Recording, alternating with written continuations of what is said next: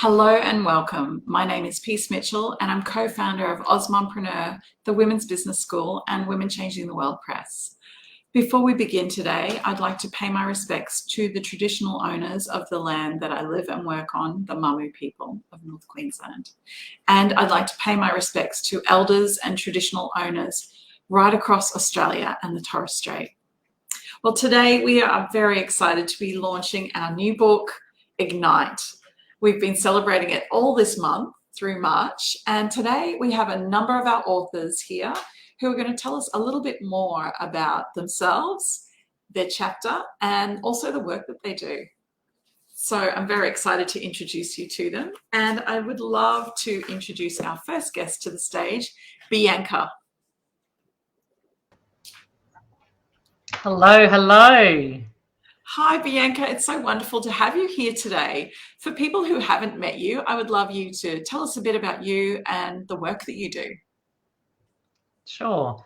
So I'm a Buddy Maya and Ukrainian woman based here on Ghana country. So Buddy Maya is First Nations from Midwest WA. And I operate Warrada Holistic Wellness, which is an international Indigenous social enterprise focusing on the grassroots level at mental health and well-being and economic empowerment for First Nations people, and at the corporate level on systems change processes to attract and retain First Nations employees and also reduce systemic racism in corporations. Yeah, amazing work that you're doing, Bianca. And tell us about your chapter. What was the title for your chapter? Yes, the title for my chapter was Lessons from Ngāti Gawanda. Ngāti Gawanda means deep listening in Buddy Maya, and it says moving from a scarcity to an abundance mindset, which is so very important in business. Yeah, absolutely. I think, we can all get caught up in that scarcity mindset, and the way that we behave when we're operating from scarcity is very different from the way that we would behave when we're operating from an abundance mindset. Absolutely. And it's interesting because it's about this energy flow. And what happens is if we operate from a scarcity mindset, and let's be honest, when we first start business, money's really tight. And so you kind of want to grab every bit of money coming your way so you can pay everything and move to grow and move to the next stage of your business. But unfortunately, what that does is that creates this energy of desperation. And it actually drives people away from accessing your services. So if you have a way of thinking about it in an abundance mindset, you have no competitors. You can work in collaboration with other people, which is amazing and generates its own incredible opportunities. And you can turn down work that's not in your niche. I think that's the really important part. And give back to community, because it's all about giving back to community. Yeah, and it just feels so good when you're working in that kind of abundance mindset, when you're able to give back, when you're able to work with people who are truly aligned to your vision and values. And something else that you talk about in your chapter is staying true to your vision. Can you tell us what that means for you? Absolutely. When you first start your business, there's as I said, there's no money, and you're getting up and you're working for potentially nothing. And you need to have that really clear vision of what it is you're actually wanting to achieve, so that one, you stay completely within your niche, and that you don't go, I'll just do this because I need this help, or I see the person down the road doing this, so I'm going to offer that too. Be really clear, find out what drives you, what your purpose is here to do, and stay in that process, because there are going to be times when you're tired, and your vision, a strong vision, helps you get out of bed in the morning, helps you finish typing that thing late at night in the early days when the balance isn't so great. So yeah, that strong vision. And quite often people aren't going to see or understand your vision, and being really clear on what that is and what you're here to achieve just makes it easier. Every part of it makes it easier. Yeah, absolutely, absolutely. And having that powerful vision is the thing that'll keep you going through all those hard times. Yeah, 100% agree. Now, you also talked about the importance of your support networks. Can you tell us about that for you? Absolutely. Without having an amazing, and quite often people, if they reflect on it and they go, oh, I don't have a support network, but then they think about all the people that are in their realm that actually are a support network in some form. For me, I couldn't do anything that I do without my amazing support network. I have, my father, who has supported me in picking up kids from school when I've had things on, or editing and reading my book chapters before anyone else sees them. Or he's the first one to look at my posts and talk to people about what I'm doing, which is kind of a little strange as well, but it's amazing. But understanding that, now my kids are older, they're sharing, cooking dinner, and they're doing things that's taking stuff to the post office to post, things like that. We don't have to do it all. And so making sure that we draw on those support networks, because actually our vision is so important. What we're trying to achieve is so important that we need a strong support network to do that.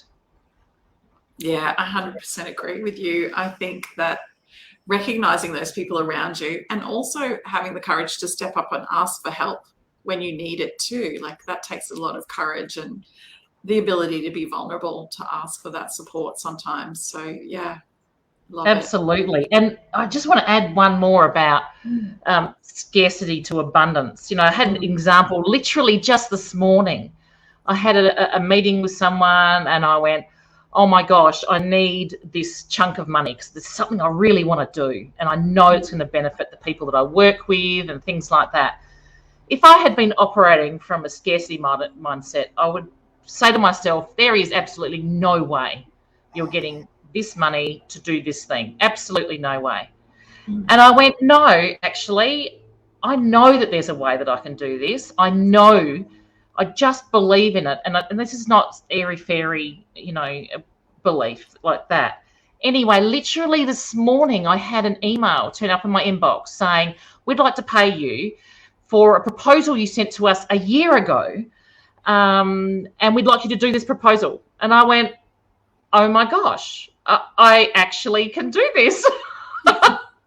So it's about having that belief that whatever you're wanting to achieve, as long as you look, and this is not, you don't just wait and things happen to you. It's about putting plans in action and understanding that if you have this abundance mindset, then really anything is possible. Oh, I love that so much. I love that. And your chapter is so powerful. And I encourage everybody to grab a copy of Ignite and read Bianca's chapter on the power of an abundance mindset over a scarcity mindset. It's wonderful. Thank you so much for being here, Bianca. Thank you. I'd now like to welcome our next guest to join us on stage, and that is Tarasai. Please join us, Tarasai. Hi, Peace. Hello, it's wonderful to have you here, Tarasai. For people who haven't met you before, I'd love you to introduce yourself and tell us a bit about you and the work that you do. Thank you, Peace. So I'd like to start off, Peace, by thanking yourself and Kate for this opportunity. A year ago, I wouldn't have believed or thought that I could be a co-author in a book, but it's happened. Sometimes I'm in disbelief, but it has happened. For everyone that doesn't know me, I'm Tarasai. I'm the founder of Savannah Fashions. We sell African-inspired accessories and clothing. Professionally, I'm a registered psychiatric nurse with specialties in drug and alcohol. So the reason I started my business was I moved to, I'm Zimbabwean born. I moved to Australia many years ago. Though I love Australia, I really missed, I missed the vibrant colors, the clothing, the accessories that represented the person that I am. And I'm also a mother of 3 children. I really wanted to share my culture for my children, and I wanted my children to appreciate their culture. Though I am appreciative of others' culture, it really was important for me to lay that foundation for my children. I'm also really passionate about women empowerment and making a difference in the community, which is why I basically started my business. Yeah, I love that. I love the connection to culture that you have through your business, and also that connection for your children as well. It's really beautiful. Yeah. Thank you. So, Tarissa, your chapter was all about the power of self-belief. Can you tell us why self-belief has been so important to you in your life? Wow, self-belief has been incredible, Peace. You never believe that. I mean, I had been running my business for several years, but I did notice that you can't expect people to believe in you until you believe in yourself. You have to start believing in yourself for other people to believe you. So I've seen it happening. I've traveled that journey, and it is incredible. Yeah. So, in your chapter, you also talk about the power of learning. Can you tell us about that? So the power of learning. Well, there's a bit of a story behind it. Most of my life learnings have come from my dad and advice. Short in my language, which is Shona, Baba is refers to dad. So dad, from a very young age, told me that there is power in education. And so for some time, and that's been embedded in me, and I've seen it also from my dad. He started off, living in the village, but he began to set goals. He started learning. He was the first to build a house in his village. He then on to build a house in the city, to buy his first car. So I've seen it happening, and so I've been determined that I really admire him and where he's come from in his journey, and he's continued to be much the same, even when trying to do the best that I can, until I moved to the UK and to here. And I'm also trying to do the same thing for my children. But sometimes, I mean, I have obviously been trained as a nurse, and it's only a couple of years back that I realized that I thought I knew everything about my business, and where I was trying to sell and this, but you never stop learning. And so last year I was so determined. I did say to myself, I'm going to do this. I'm going to, make the most of any opportunity that comes my way. I'm proud to say that I'm a graduate of the Women's Business School, the Accelerate program. It was a challenge being a working mom, but I did it, and I succeeded. I was also lucky to be one of 12 to be accepted for the master's. It's called the Blue Nile program, which takes place at the Melbourne Business School. I feel that from these 2 courses, they've been extremely beneficial. I've gone out there, I've believed that I can, and I've done it. And it's something that I'm passing on to my children too, that, you have to believe in yourself. It is possible. Yeah, oh, I love that. I love that. And we loved having you part of the Women's Business School last year as well, and watching your journey and your confidence and your business continue to grow. It's been amazing. Thank you, So, Peace. Thanks once again to you and Kate.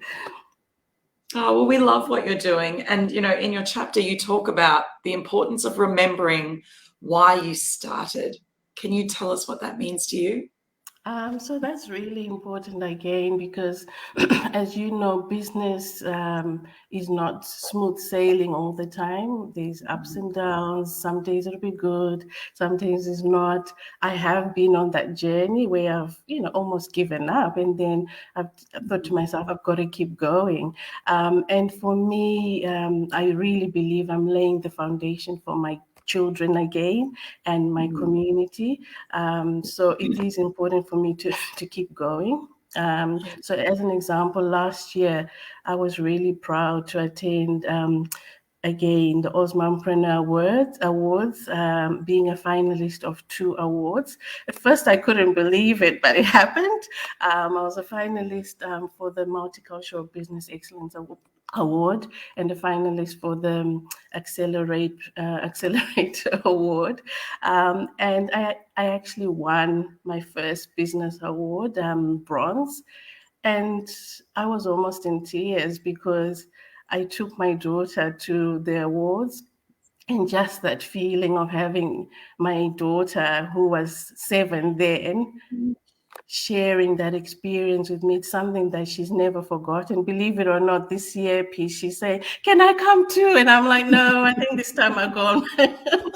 Yeah, so that's kept me Yeah. going, and just things that have happened to me, like the awards and all that. I just remember, this is why I'm doing this. It's really important, whether or not this is about my kids. I'm laying my foundation. I'm doing it for them, Yeah, trying to make a difference. it's so powerful. And you started this business to inspire your kids and connect them with culture and all of those things. And through those early years in business, I know how hard it is. It's It so hard. is. And as a working mum, you question, why am I doing this? Should I just be a stay-at-home mum with them?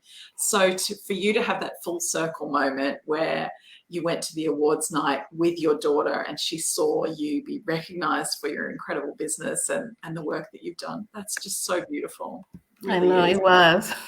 Yeah, so beautiful. Now, you also talked about the importance of building relationships. Can you tell us about that? Yes, so I'm really, really passionate about building relationships and connecting. From my experience, I had been running my business again with, I thought I could do it on my own, but you cannot run a business on your own. You do need other people.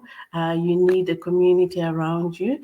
And it's true, not everyone will believe in your vision. Not everyone will see, what you mean or what you're about. But it's really important to find the people that you can connect with. They are there.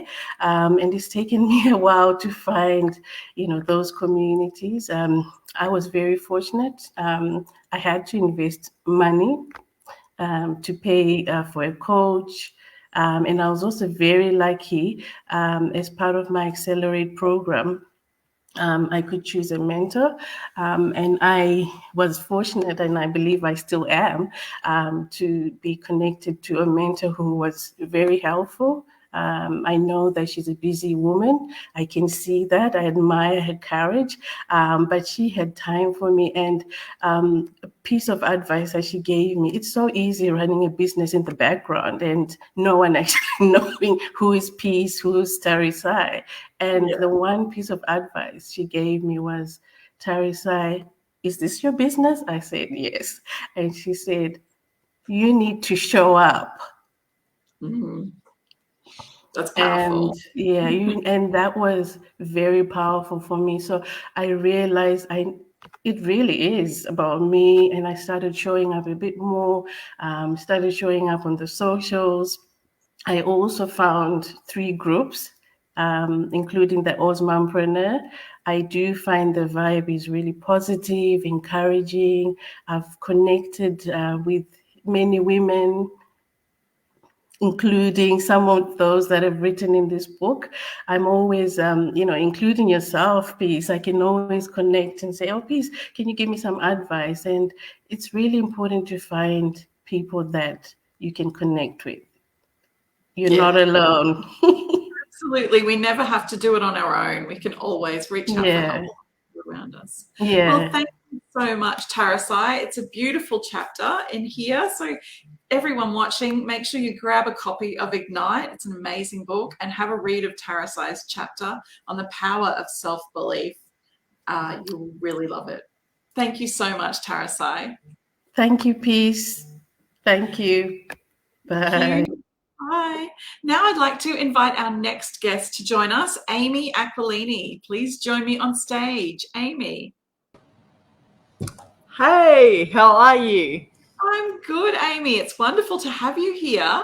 For Thank people you who for having haven't asked, you're so welcome. For people who haven't met you before, I'd love you to introduce yourself and tell us a bit about you and the work that you do.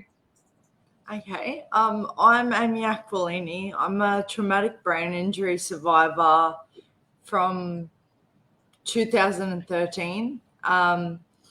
And I've gone on now to have children and start a business. I'm founder of Aqua Online. I'm a published author, a keynote speaker, and I help people traveling through traumatic circumstances or situations that have occurred in their lives similar to my own. And yeah, I guess I just want to keep proving to the world that it doesn't matter where you're from, who you are, who you've been in the past. It doesn't matter. What matters is the person who you are today, the person you show up as today. Yeah, absolutely. Amy, you're so inspiring. Your story is incredible. Your chapter that you've written for us in Ignite is called Pain to Power. Can you tell us about your chapter? It was such a struggle to get anywhere, because 9 years ago, nearly 10 years ago now, I was told I will never be a functioning member of society again. And I'm sorry, but I wasn't happy with that. So I've just kept pushing and pushing and pushing against the grain to try and make that wheel turn. I've gone on to publish my memoir, Strong, which was a massive process, because having mental health issues as well as having to show up as a businesswoman, it's definitely something else. But I've managed to do it, and I don't know, just moving forward, I guess, in life, and proving to the world that you can do it. It doesn't matter what anyone says to you or how anyone else defines you. What matters is how you define yourself. Oh, yeah, absolutely. Absolutely. I mean, you talk about that moment when the doctor said that you would never be a normal functioning person again. That must have been devastating to have someone say that. Well, at that point in time, like if you met me back then, it probably would have been, yeah, okay, that's probably close to the mark, because I've really had to, I've had to work extremely hard to get myself to where I am today. Like all the things we take for granted, like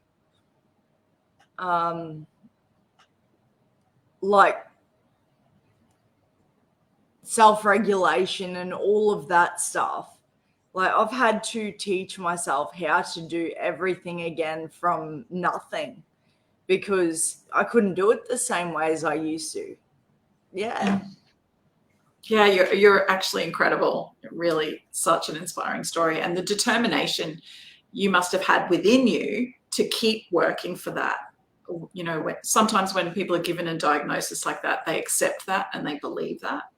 But for you, yeah, something that got me through like all the days in rehab, like on the treadmill, and like it sucked, but I did it. And I'd have to tell myself, don't be a little bee. Like that was my thing, that I got up every day, and it didn't matter if I was like so depressed that I couldn't move out of my hospital bed. No, you're gonna get up, you're gonna go and do it, because if you don't, no one's gonna do it for you. Like it's the no one's coming to save you thing. So you've got to do it yourself, because otherwise, like, it's not going to happen. Yeah. Amazing. And in your chapter, you talk about the fact that you can't let anyone define who you are. No. Living in a small town, like as I was growing up, was bad for that. Like, you know, the small town syndrome kind of thing. Yeah. But then after I had my accident and all my struggles that I was dealing with, and how I reacted to a lot of situations, because thinking like I was having to live a completely new life. Like, I couldn't function the way I used to. So I dealt with my stress and emotions in some really unhealthy ways. A lot of people couldn't understand it. But I guess until you're walking in those shoes yourself, that's the only time you're ever going to come close to comprehending what's going on and why this person is acting the way they are. Yeah, absolutely. And you talk about the fact that, you know, just jump and build your parachute on the way down. Can you tell us what that did for you? Yeah. So I started Aqua Online. It was I started as a blog many years ago, and like, I had absolutely no idea what I was doing, where I was going, what I had to do.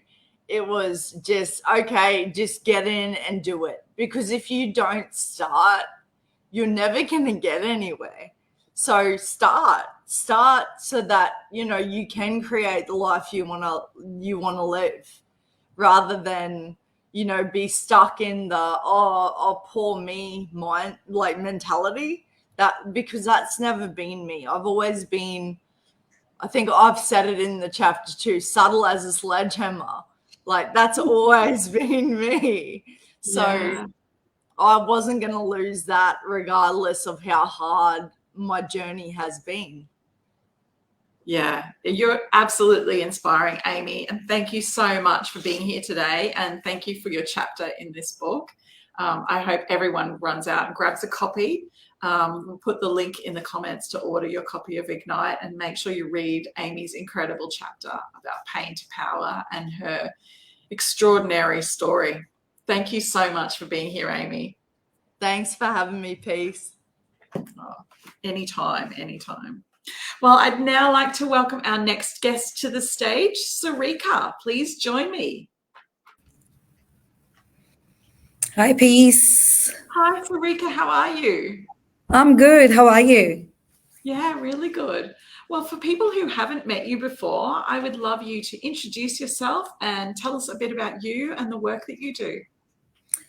Hi, I'm Sarika. I'm a mom of two beautiful girls, 9 and 15. I'm an entrepreneur, a certified life coach. I'm a founder of Pre-Uni College Digital, the Writing Club and Speakers Club. I started my first business in Australia in 2008 when I was on maternity leave. I was working as a teacher before that, and I realized there was a gap in our education system, what students were learning in class and what they were tested in various exams. So that's where I found my niche and developed some program. So Pre-Uni College Digital provides high quality literacy, numeracy, thinking skill and science programs to our students so that they can succeed in various exams. And over the years, we developed our online platform. So we offer face-to-face and online and blended learning platform. We dedicated to helping our students succeed, not just today, not just in one exam, but for the rest of their lives. So we empower our students' soft skills, which are often neglected in the classrooms. So our students will not only just learn maths and literacy, they will communicate effectively, they will drive solution, and they will lead with confidence. So we provide a lot of support to our students and parents in this journey by offering free homework classes, free webinars and workshops for parents so that they can be a part of this journey. So I started my first center in NSW in 2008.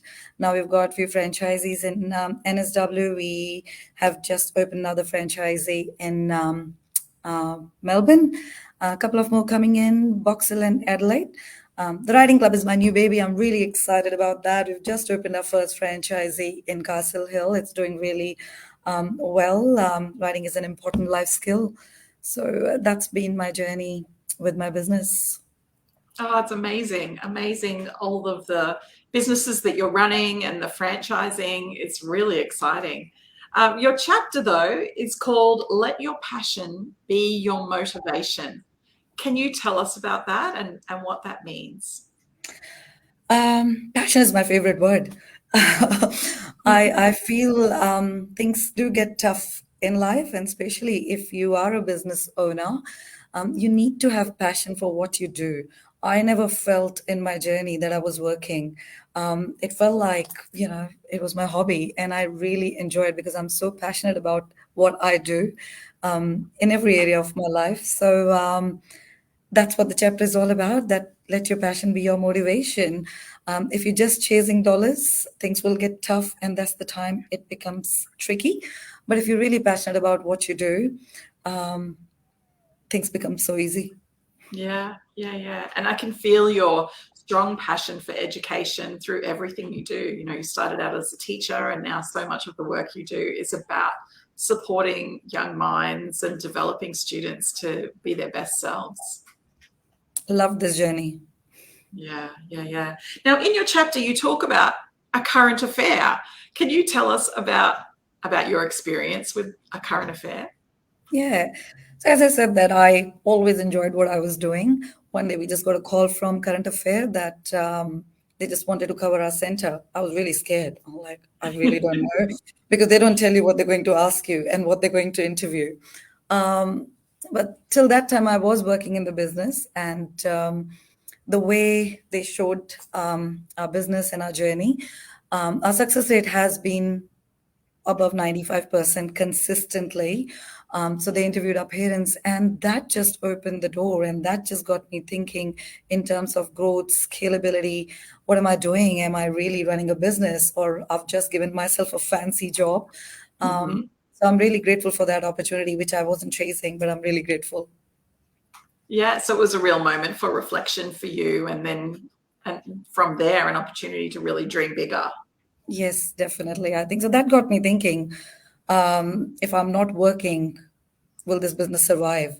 And is it a job or is it a business? So that was a turning point for me to take steps. And then I started working on myself.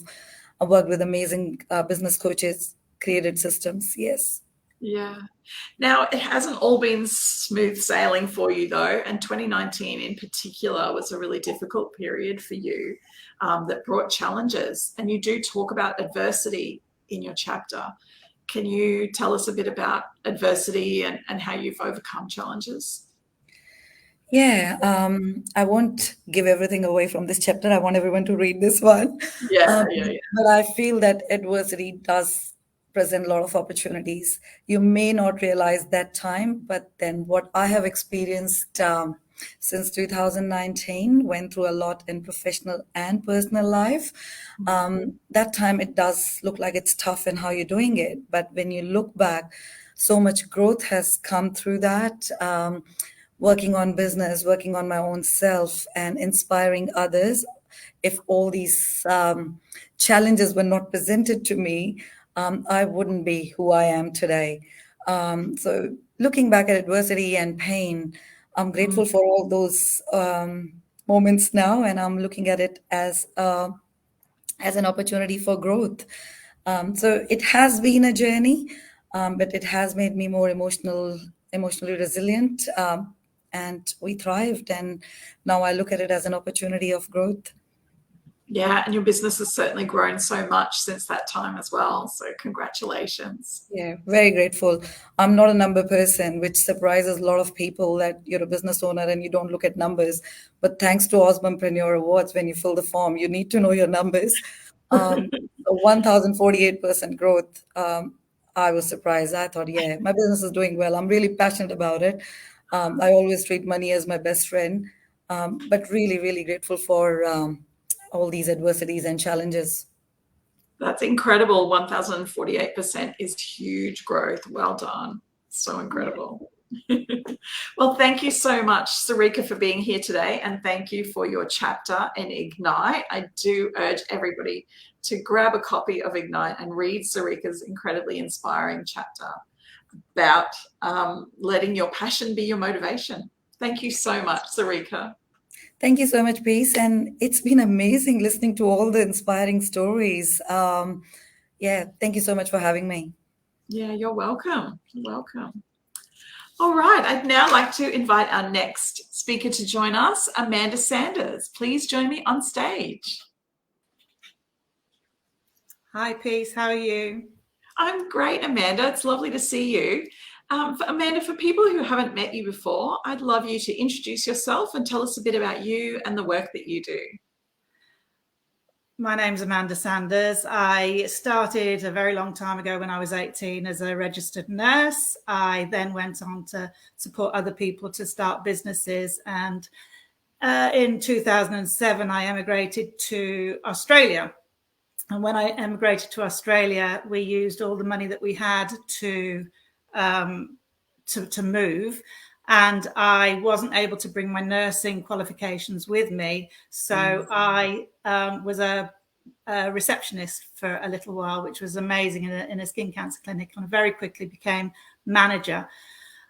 Recently, I have got rid of my own I'm not good enough fears and started my own business, which was back in 2019, I believe. So 2019, I started Spiritability, not believing really that I was capable of doing it.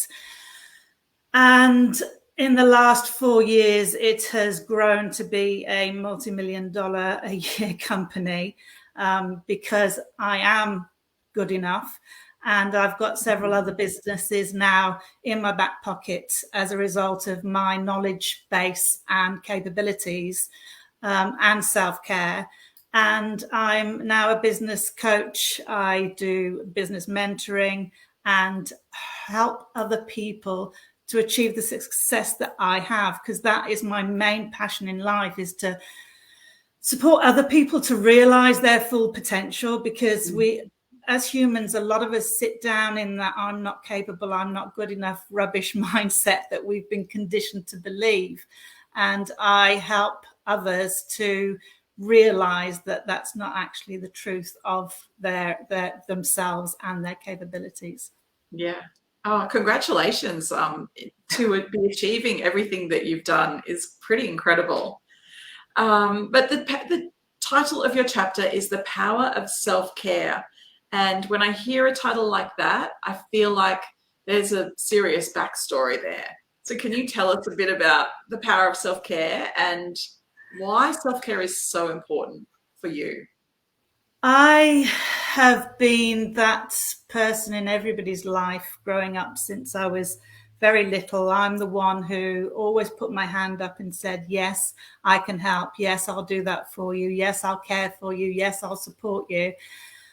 All the time putting myself last, never putting what I needed and what I wanted to the forefront of what it was that I was actually doing. Everybody adores me and always have done, except myself. I had no real self-support, self-love, self-anything.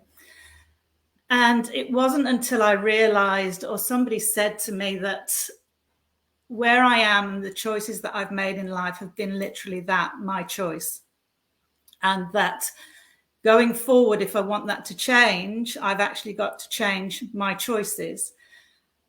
They also made me realize that what I was doing by putting myself last was teaching other people how to treat me, and that it was okay for them to also put themselves before me and put me last, including my children. So the thought that my children were going to grow up thinking it's okay to put myself last and do everything for everybody else was really the catalyst when I chose to change, when my business was failing and I was not having that because I'm so stubborn and I don't like failure. That was the time that I realized, Mandy, you actually have to teach other people your position in life is to be putting yourself first and put those boundaries in place.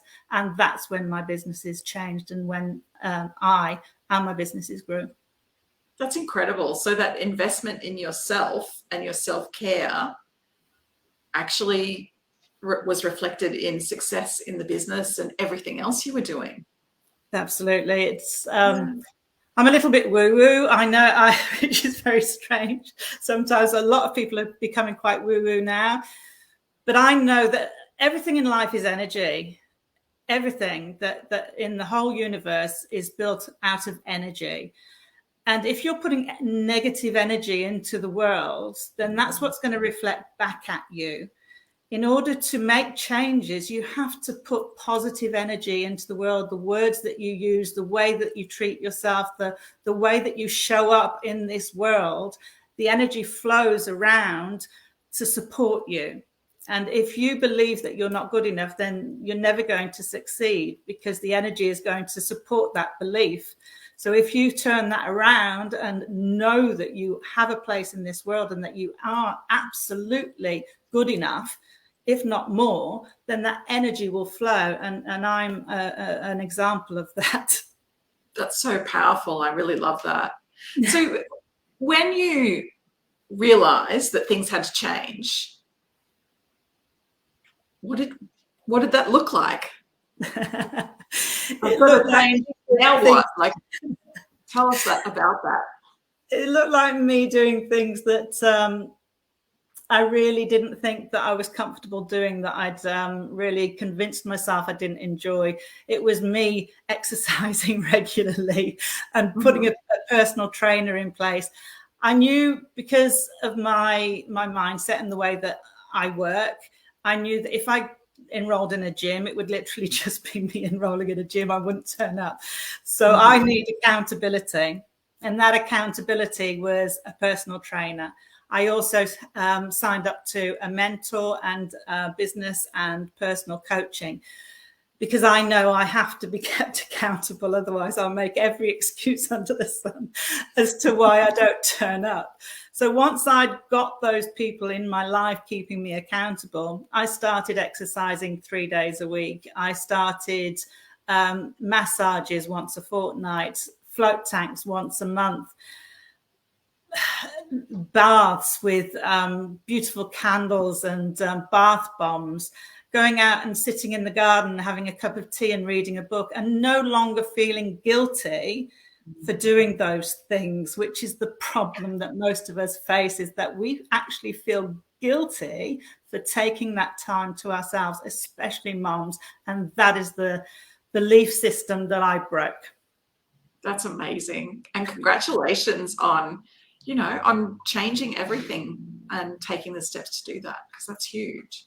It was a real journey, to be honest. And I haven't done it on my own. I've got an amazing team of friends, family, and people behind me. And my greatest proud moment in the whole of my life is not what I have achieved professionally. It's my children.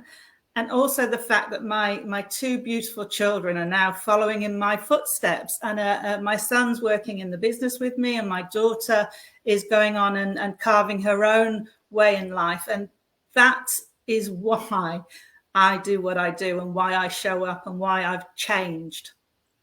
I love it. And you're such an incredible role model for them as well. And now I'm sure they know about the importance of self-care for their lives as well. It's beautiful. Absolutely. Yeah. Well, thank you so much for being here today, Amanda. And thank you for your chapter in Ignite. Everyone who's watching, I would love you to grab a copy of this book and read Amanda's story. It's really powerful how she completely changed her life after recognizing the power of self-care. Thank you so much, Amanda. Thank you so much, Peace and Katie. Being part of this is awesome. The women that have come in this chapter alongside me are phenomenal and so inspirational. So thank you. Thanks so much. I would now like to welcome our next guest to join us, Monica Rotman. Please join me on stage, Monica.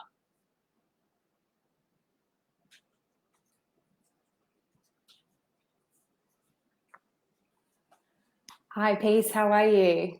I'm really great, Monica. How are you? I'm well, thanks, and excited to be here.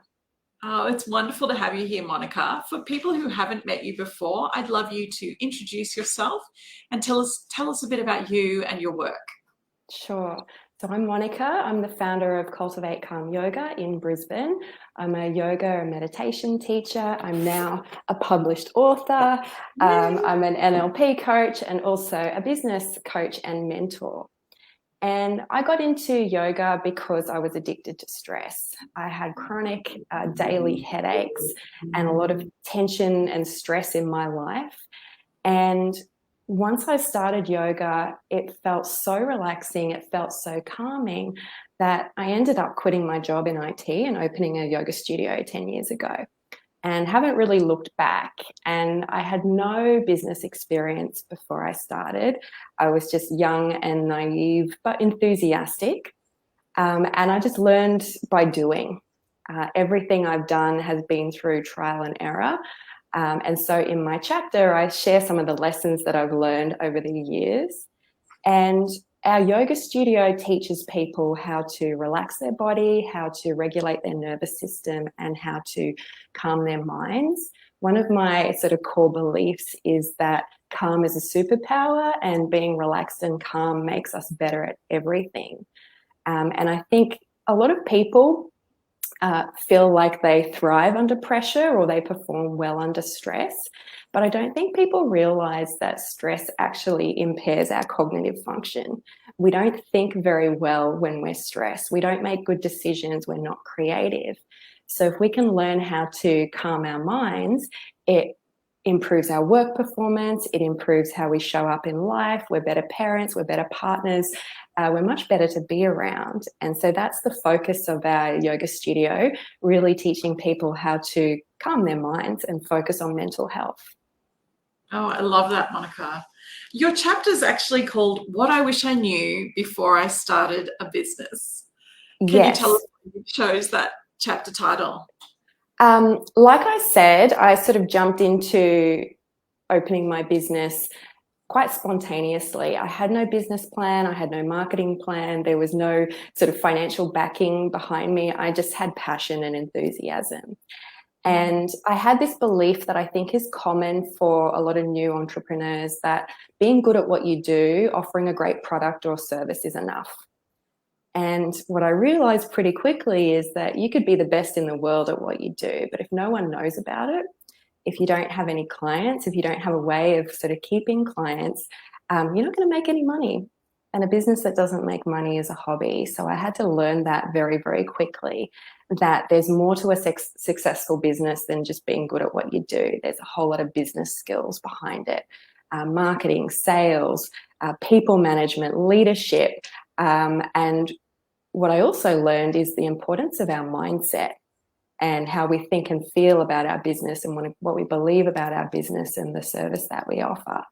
So my chapter is all the things that I wished I learned, and it covers things like focusing on your zone of genius, which is really leveraging your strengths and the things that you're really good about, riding the emotional roller coaster that comes with running a business and all of those ups and downs that naturally come with a business, but importantly, not letting our emotions run our business.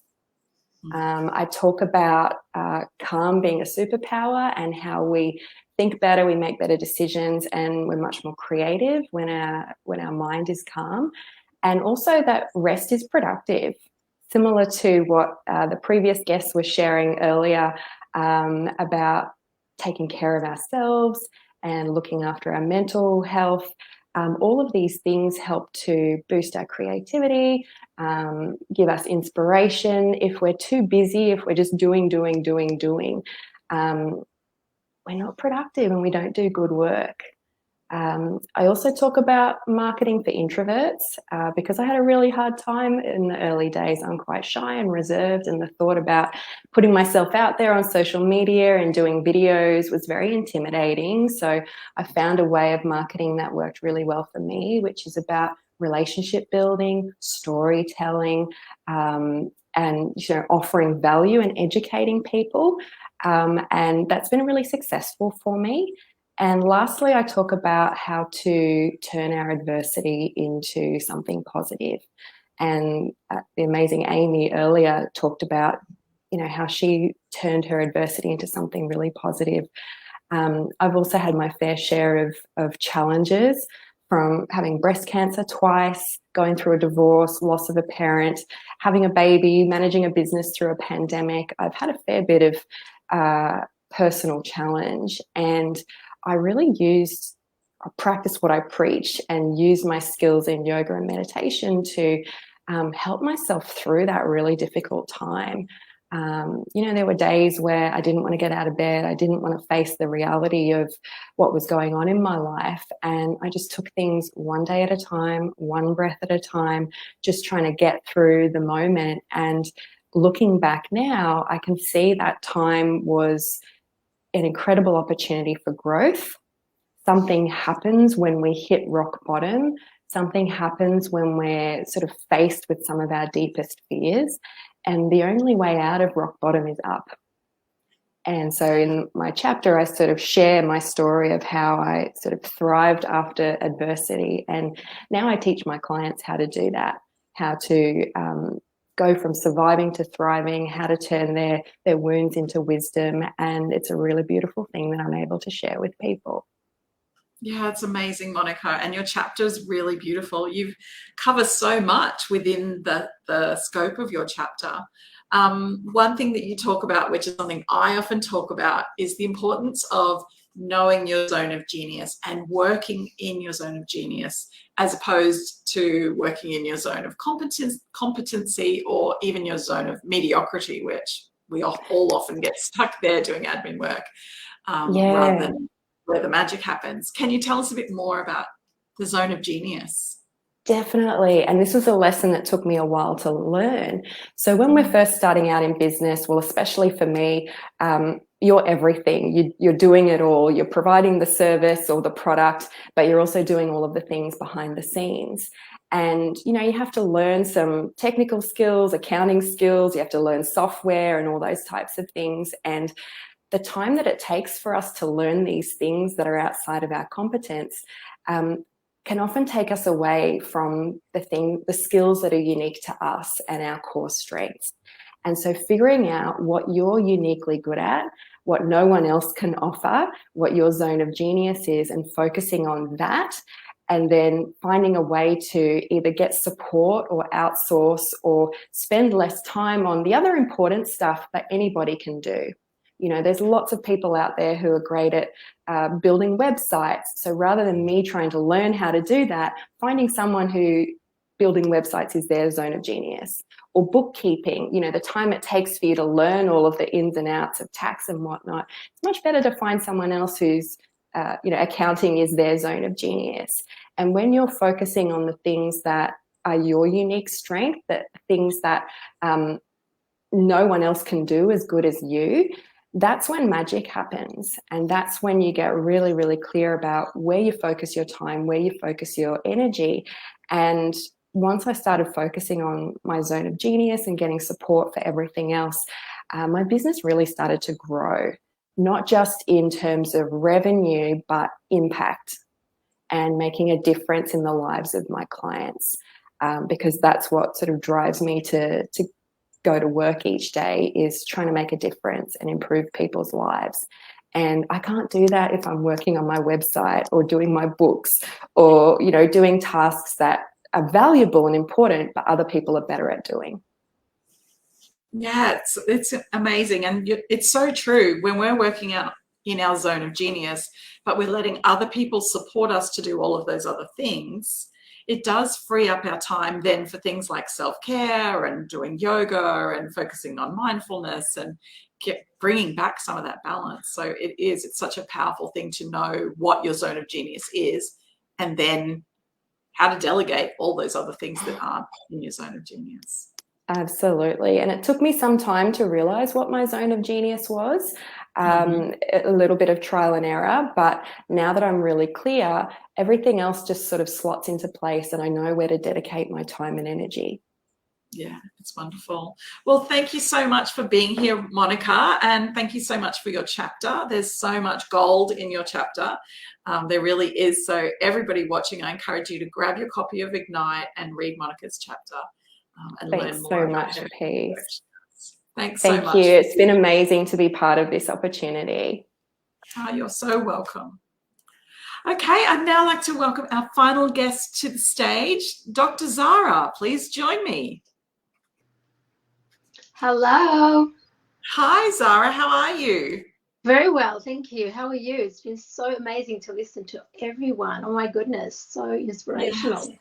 These women are incredible. They really are. But you're pretty incredible yourself, Dr. Zara. So I would love you to introduce yourself and tell us about your work for people who haven't met you before.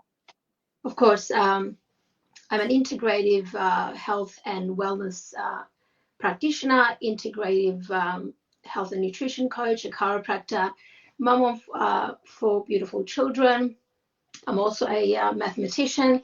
I love mathematics. I find everything's based on the mathematical model, whether it is an exchange in a business, whether it, an exchange between individuals. So I'm also a mathematician and a founder of multi-award-winning Amara Wellness Center, which I am so proud of.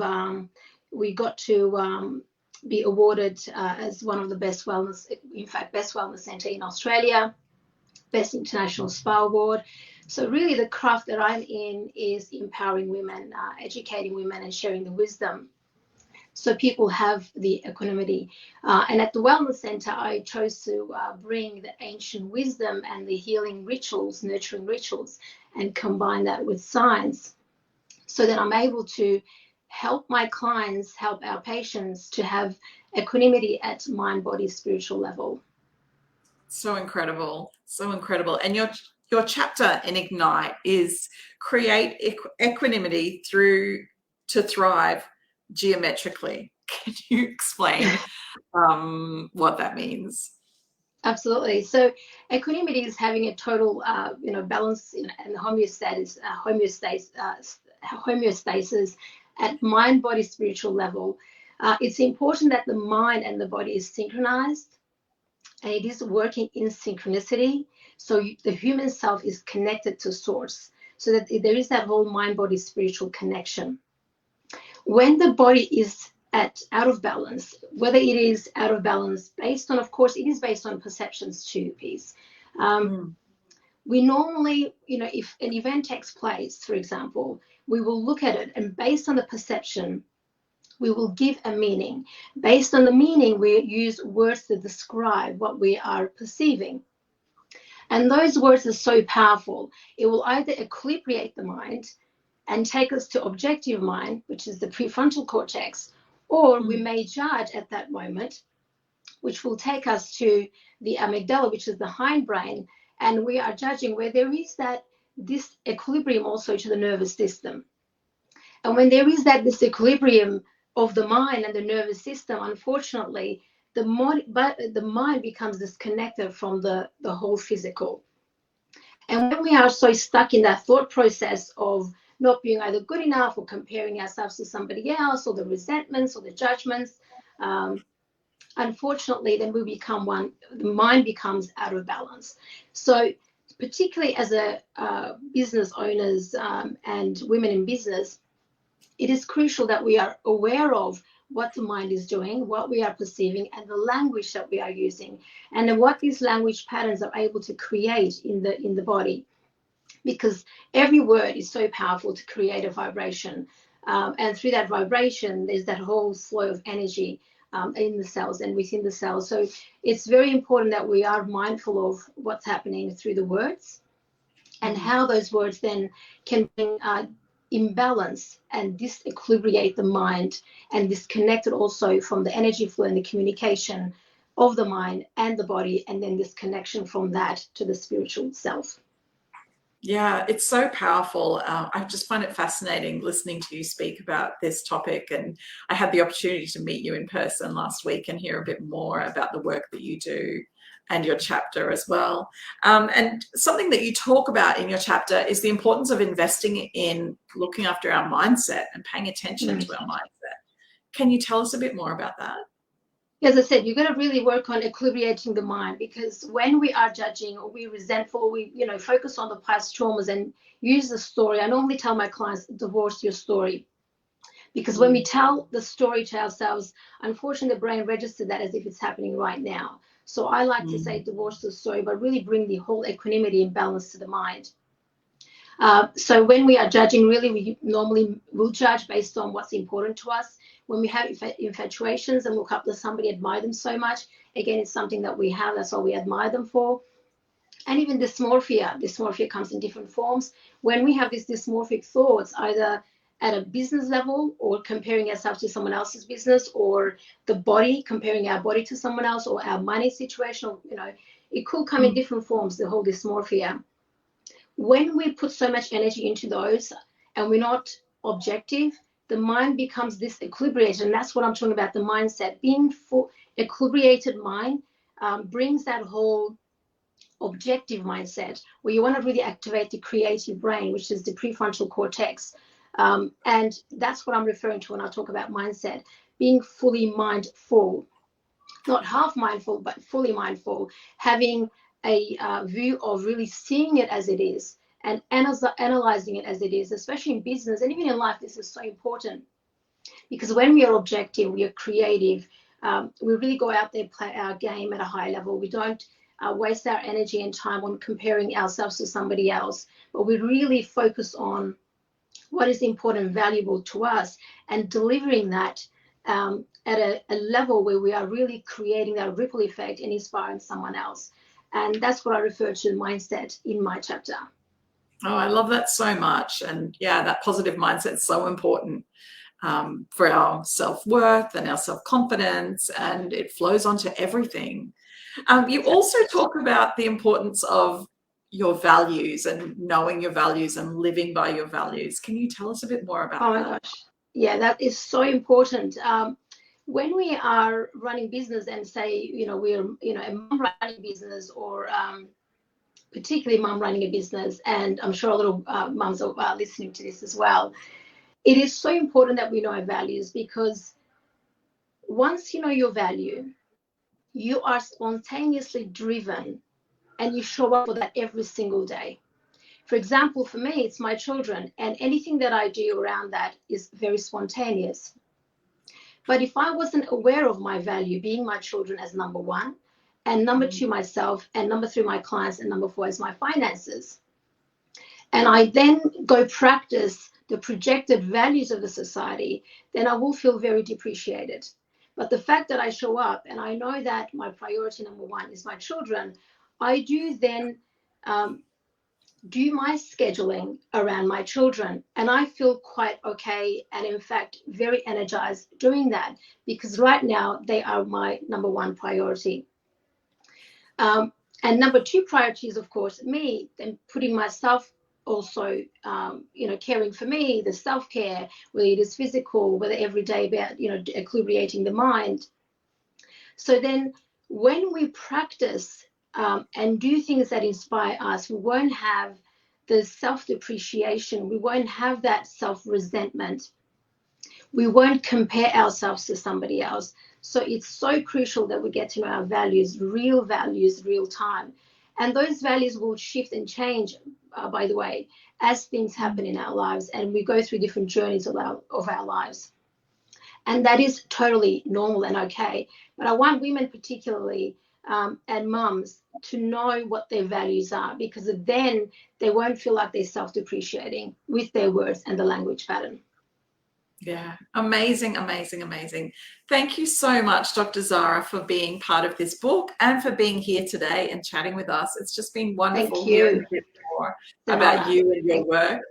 Yay! And I do encourage everybody to grab a copy of Ignite. You can get it from the Osmom website, osmompreneur.com/ignite. And yeah, have a read. So many inspiring stories in here. Well, thank you so much, Dr. Zara. Thank you to all of our authors who joined us today on the show. And thank you to everybody who tuned in to watch this author panel. That wraps it up for now, and we will see you again next time. Thanks, everyone. Bye.